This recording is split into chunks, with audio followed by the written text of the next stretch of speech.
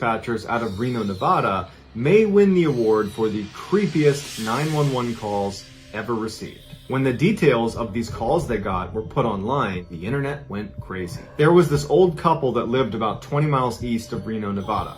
In 2010, the husband dies, leaving the wife all alone in this house. Shortly after his passing, she began calling 911 2-3 times a week, requesting things like, "Can you please put some water on to boil? Hey, can you change the thermostat?" It was clear she was showing signs of dementia, and the dispatchers were respectful of her and gently told her that this is 911, you can only call if it's an emergency, and at some point the woman would understand her mistake and she would say sorry and she would hang up. No first responders were ever sent out for these calls because it didn't seem like an emergency, it just seemed like a confused elderly person. But no matter how many times they told her, she kept calling back. And eventually her calls took a turn. Instead of calling 911 to ask for help with mundane tasks around the house, she would call 911 believing she was talking directly to her deceased husband, John. The dispatcher would pick up and the woman would say, "John, where are you? John, John." By this time, the dispatchers had gotten so many calls from this woman, they would recognize her address coming through and they knew what to expect. They would answer the phone, they'd be respectful, and they would tell her, like they always did,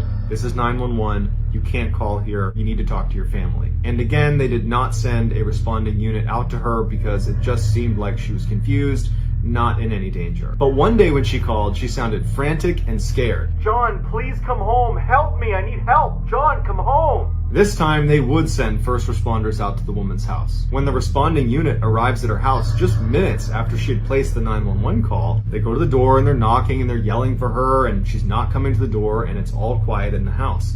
The door's unlocked, so they open it up. They walk inside and immediately they can tell the heat is not on because it's very, very cold inside the house. They look around the first floor and they can't find her, and there's no sign of a struggle or any obvious problems that could have happened inside of the house. So they go upstairs and they start searching all the rooms and no one's there until they get to the last room, and it's the bedroom. They go inside and there's an older woman who's lying on the bed and she's clearly deceased and has been for several hours because rigor mortis had already set in. The police are able to confirm that the woman who's lying on the bed is the same woman who owns the house and lives there. And at this point, they call back to dispatch and they tell them, "Hey, the woman that you claim made this 911 call, well, it can't have been her. Because based on rigor mortis, she was dead at the time that 911 call was made." But the dispatchers are like, "No way. We know what she sounds like. We speak to her multiple times a week. We have a whole protocol built when we see her address come across because we speak to her so often. That 911 call that you got that led you to that house where she was, that call was made by her." What they ultimately decide is the reason for this discrepancy is she didn't have rigor mortis. She was just stiff because it was really cold inside of her house.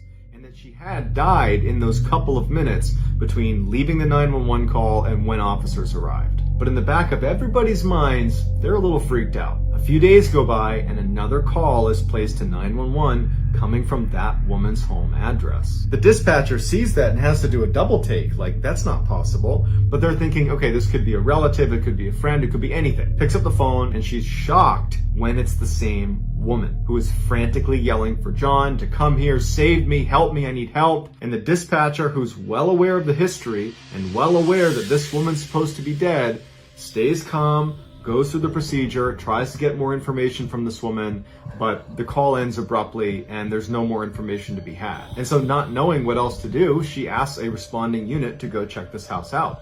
The responding unit goes over to the property, they knock on the door, no one's inside, the door is actually still open, they go in, the house is empty, there's no one there, there's no one that could have made that call. At this point, dispatch is like, okay, this has got to be a prank. But the next day, same thing happens. Here comes a call from the dead woman's house. They pick it up and it's this distraught woman yelling for help. "I need my husband." And the dispatcher is trying to get more information, but they can't. And then the line cuts out. And once again, the officers get to the house and it's vacant. Just like when she was alive, these calls would persist multiple times a week.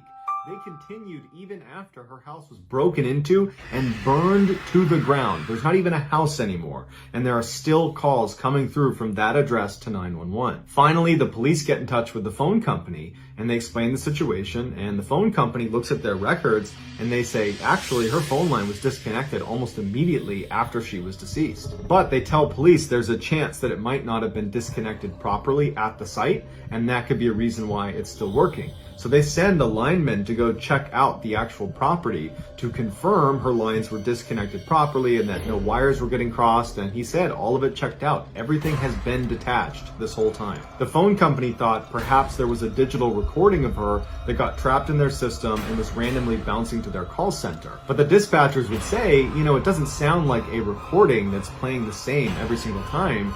It's always the same message. She's yelling for her husband to come save her. But the way she sounds is always different. It's a unique phone call every single time. So because there wasn't a definitive explanation for why this was happening, they had to treat each call like it was serious. And so multiple times a week for a year, they received these ghost calls and had to send out responding officers to check on her, even though the house was gone and there was nothing there and there was never anyone there. It was just a vacant lot. And then finally, a year after this woman has died, the calls just abruptly stopped. And the police did not launch an investigation into what it was, because the reality is police need to prioritize things that are threats to people or places. And this really wasn't either of those things. It was just really bizarre.